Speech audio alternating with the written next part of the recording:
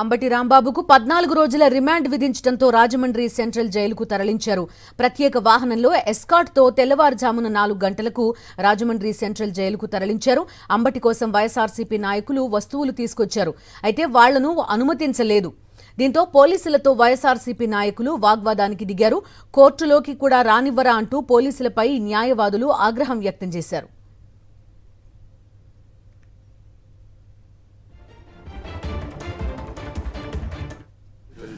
ఉన్నామని ఆయన తెలియదు కదా. రండి రండి రండి వద్దు గేట్ కానీ లేకండి.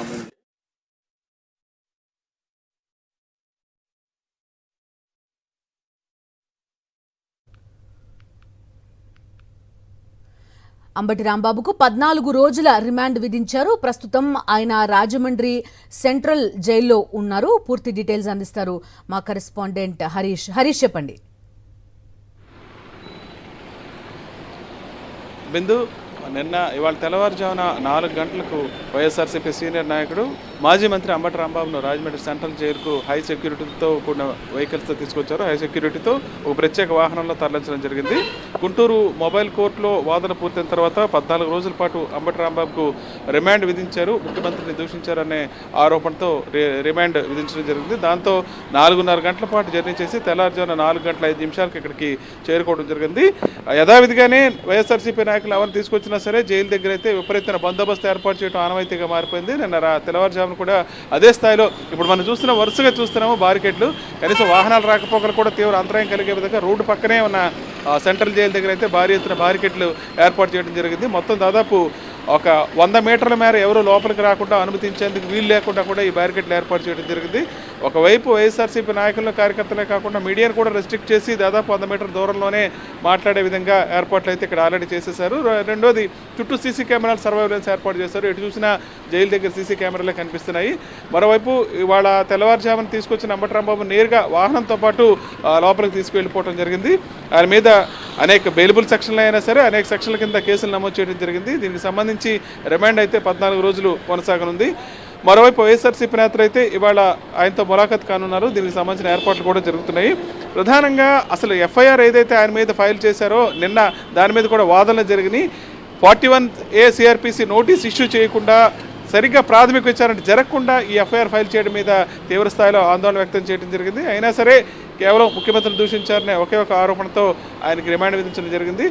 ఇవాళైతే వైఎస్ఆర్సీపీ నేతలు ఆయన కలిసేందుకు సిద్ధమవుతున్నారు. మరోవైపు ఇవాళ తెల్లవారుజామున ఆయన తీసుకొచ్చిన సమయంలో కనీసం బట్టలు మార్చుకునేందుకు అక్కడి నుంచి గుంటూరు నుంచి తీసుకొచ్చిన ఆయన అనుచరులు తీసుకొచ్చిన బట్టలు సైతం ఆయనకి ఇచ్చేందుకు ప్రయత్నించినా సరే పోలీసులు అంగీకరించలేదు. మొత్తం అంతా రెస్ట్రిక్ట్ చేసి లోపల కనీసం మెయిన్ గేట్ దాకా కూడా ఎవరిని వెళ్ళలేకుండా అక్కడ రెస్ట్రిక్ట్ చేయడం జరిగింది. నేరుగా వాహనాన్ని తీసుకెళ్ళిపోయి లోపలికి తీసుకెళ్ళి కనీసం అంబటి బయటికి కనిపించే అవకాశం కూడా లేకుండా అయితే లోపలికి తీసుకెళ్ళడం జరిగింది. ఇవాళ వెళ్ళి ఆయన ఆరోగ్య పరిస్థితి ఏంటి, ఎలా ఉన్నారు అనే విషయాన్ని వైఎస్ఆర్సీపీ నేతలు వెళ్ళి పరామర్శించనున్నారు. బిందు. రైట్ హరీష్.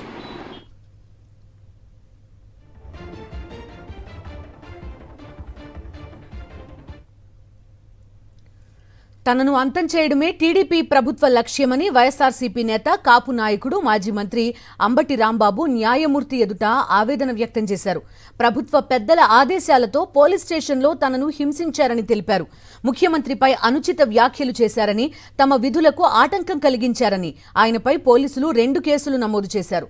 దీంతో శనివారం ఆయన్ను అరెస్ట్ చేసిన పోలీసులు నిన్న రాత్రి 8:30 గంటలకు గుంటూరు మొబైల్ కోర్టులో హాజరుపరిచారు. రాష్ట్ర వ్యాప్తంగా అంబటి రాంబాబుపై 16 క్రిమినల్ కేసులు ఉన్నాయని పోలీసులు రిమాండ్ రిపోర్టులో పేర్కొన్నారు. అంబటి పదే వివాదాస్పద వ్యాఖ్యలు చేస్తున్నారని, దీనివల్ల శాంతి భద్రతల సమస్య తలెత్తే అవకాశం ఉందని పేర్కొన్నారు. దీనిపై అంబటి తరపు న్యాయవాది పొన్నవోలు సుధాకర్ రెడ్డి తీవ్ర అభ్యంతరం తెలిపారు. అంబటిపై నమోదైన కేసు ఎఫ్ఐఆర్ చెల్లదన్నారు. 7 సంవత్సరాల లోపు శిక్ష పడే కేసుల్లో ప్రాథమిక విచారణ జరిపిన తర్వాతే ఉన్నతాధికారుల అనుమతితో ఎఫ్ఐఆర్ నమోదు చేయాల్సి ఉందని, దీన్ని పోలీసులు పట్టించుకోలేదన్నారు. అంబటిపై పెట్టిన సెక్షన్లన్నీ 7 ఏళ్ల లోపు శిక్ష పడేవే కాబట్టి 41A నోటీస్ కూడా ఇవ్వకుండా నేరుగా అరెస్టు చేయడం తగదన్నారు.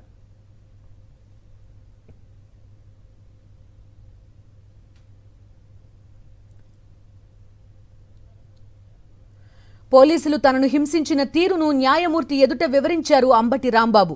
గుంటూరు సిద్ధార్థనగర్లోని తమ ఇంటి వద్ద నుంచి శనివారం రాత్రి 10:30 గంటలకు పోలీసులు తనను నల్లపాడు పోలీస్ స్టేషన్కు తరలించారని చెప్పారు. లాకప్లో పడుకుని ఉండగా రాత్రి 2 గంటలప్పుడు ఒక కానిస్టేబుల్ వచ్చి స్టేట్మెంట్ రికార్డ్ చేయాలంటూ మొదటి అంతస్తులోకి తీసుకెళ్లాడని తెలిపారు. అక్కడ నల్లపాడు సీఐ వంశీధర్, పట్టాభిపురం సీఐ గంగా వెంకటేశ్వర్లు వచ్చి పక్కన కూర్చున్నారన్నారు. తమకు పైనుంచి ఒత్తిడి ఉందని, తప్పుగా అనుకోవద్దని చెబుతూనే కానిస్టేబుళ్లకు సైగ చేశారన్నారు. కానిస్టేబుళ్లు తనను టార్చర్ చేశారని ఆవేదన వ్యక్తం చేశారు. నొప్పితో అరవడంతో కాసేపు ఆపి రెండోసారి కూడా అలాగే చేశారని న్యాయమూర్తికి చెప్పారు. నొప్పితో లేచి నిల్చుని నడవలేకపోయానని, కొంచెంసేపు నెమ్మదిగా నడిపించి కిందికి పంపారన్నారు. చాలా నొప్పిగా ఉందని, నన్ను అంతం చేసేందుకే టీడీపీ నాయకులు ఈ వ్యవహారాన్నంతా చేస్తున్నారని న్యాయమూర్తి ఎదుట ఆవేదన వ్యక్తం చేశారు అంబటి రాంబాబు. దీంతో న్యాయమూర్తి అంబటి రాంబాబు స్టేట్మెంట్ రికార్డ్ చేశారు. ఇరుపక్షాల వాదనలు విన్న న్యాయమూర్తి సీఎంపై అనుచిత వ్యాఖ్యలు చేశారనే కేసులో 14 రోజుల పాటు రిమాండ్ విధించారు. తమ విధులకు అడ్డుపడ్డారంటూ నల్లపాడు ఎస్ఐ చేత పెట్టించిన కేసులో రిమాండ్ తిరస్కరించారు. దీంతో అంబటిని రాజమహేంద్రవరం జైలుకు తరలించారు.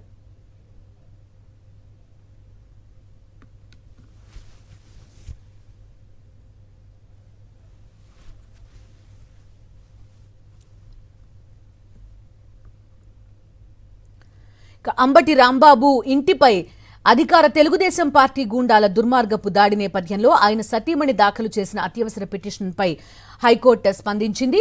ఆ మూకలు తమ ఇంటిపై పెట్రోల్ బాంబులు వేసి అరాచకం సృష్టిస్తున్నారంటూ రాంబాబు సతీమణి అంబటి విజయలక్ష్మి వ్యక్తం చేసిన ఆందోళనను పరిగణనలోనికి తీసుకుంది హైకోర్టు.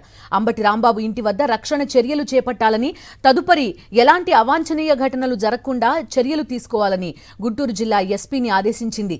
ఈ మేరకు న్యాయమూర్తి డాక్టర్ జస్టిస్ ఎడవల్లి లక్ష్మణరావు ఆదివారం సాయంత్రం ఉత్తర్వులు జారీ చేశారు. శనివారం రాత్రి జరిగిన ఘటనలు పునరావృతం కారాదని ఎస్పీకి న్యాయమూర్తి మౌఖికంగా స్పష్టం చేశారు. ప్రతి ఒక్కరూ పరిమితుల్లో ఉండాలని, రాజకీయ నేతలు హుందాగా వ్యవహరించాలని చెప్పారు. పోలీసుల బాధ్యత శాంతి భద్రతలను పరిరక్షించడమే కానీ సమాజంలో శాంతి సామరస్యాలు ఉండేలా చూడాల్సిన బాధ్యత కూడా వారిపైనే ఉందని అన్నారు. పిటిషన్పై విచారణ సందర్భంగా అంబటి విజయలక్ష్మి తరపున న్యాయవాది సానేపల్లి రామలక్ష్మణ్ రెడ్డి వాదనలు వినిపించారు.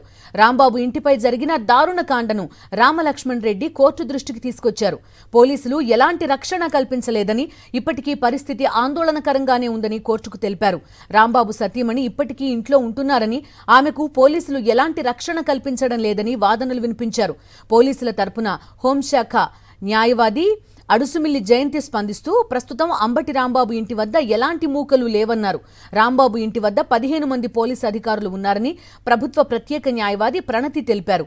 రాంబాబు ఇంటి వద్ద మళ్లీ ఎలాంటి అవాంఛనీయ ఘటనలు జరగకుండా చర్యలు తీసుకోవాలని ఎస్పీకి స్పష్టం చేస్తూ న్యాయమూర్తి ఈ వ్యాజ్యాన్ని పరిష్కరించారు.